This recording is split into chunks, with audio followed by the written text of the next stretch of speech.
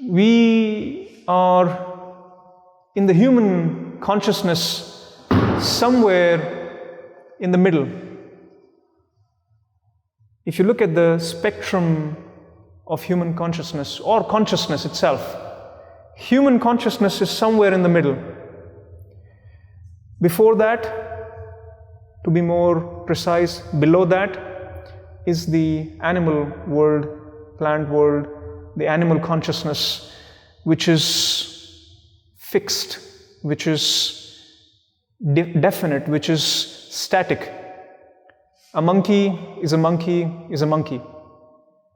His consciousness cannot evolve beyond being a monkey.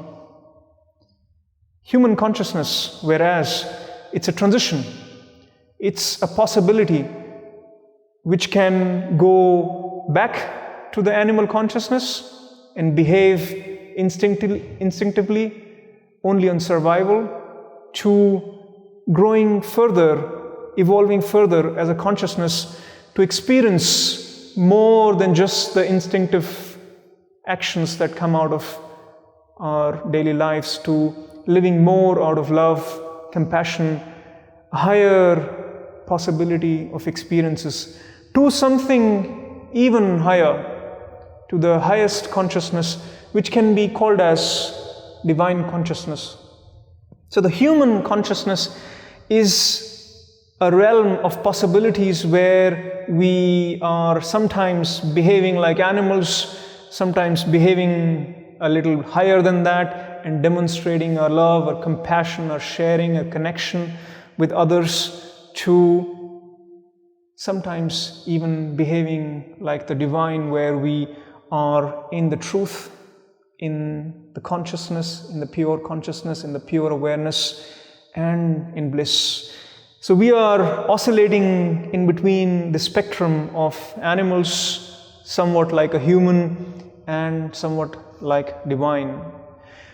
On one end of the spectrum, as an animal consciousness, there is bondage. There is only bondage. The experience of life is only in pain, in pleasure, in instincts, in bondage. On the human spectrum, there is freedom, there is a possibility of freedom, where you can move from the instincts to the intelligence, and you can move from being an animal to living and experiencing somewhat of higher quality. That is the possibility of freedom. When you execute that possibility of freedom and move further in that freedom and allow yourself to expand more, your consciousness to expand more and go beyond the body, beyond the mind, you come to a state which is called as Nirvana in some philosophies, in some cultures. What this word means is a state which is beyond miseries, which is perfect freedom, which is absolute freedom. In this state, you only experience Sat, Chit, Ananda. Sat, the truth; Chit, pure consciousness; Ananda, pure bliss. So, in scriptures, in wisdom traditions, they say we are born to move from being just the animal consciousness, transitioning through different realms of human consciousness and moving towards the divine consciousness, towards Nirvana. What is the bondage that we have in our life? What is the bondage that we face on daily basis? The bondage is of the body, is of the mind.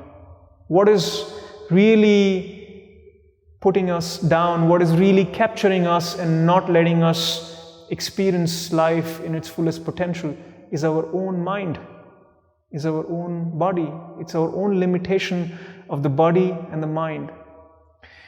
What is the access to freedom?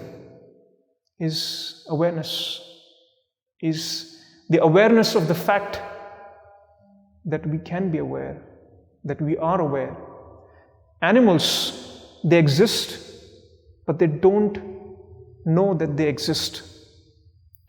They are aware, but they are not aware of the fact that they are aware. Humans, we are aware, and we are also aware of the fact that we are aware. And this awareness is so significant. This is what develops all the possibilities, opens up all the possibilities of growth, of consciousness, and moving somewhere towards a higher experience of life, higher states of consciousness. And in this realm of awareness is where meditation comes into relevance in our daily life, where through the process of meditation we move from bondage to freedom to nirvana.